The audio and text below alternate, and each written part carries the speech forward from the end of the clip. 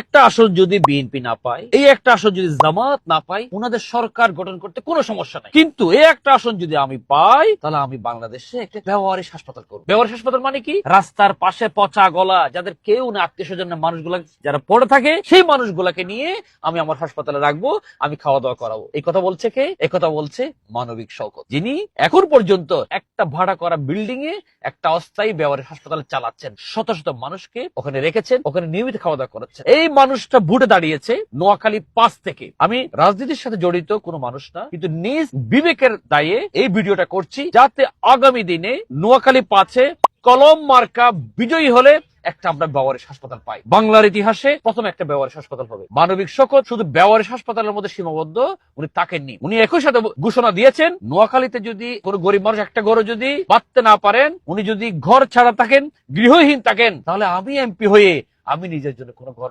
বাঁধবো না, যতক্ষণ না আমার সেই গরিব ভাই বোন উনি ঘর পান। কি অসাধারণ কথা! এই কথা উনি সাহস করে বলেছেন।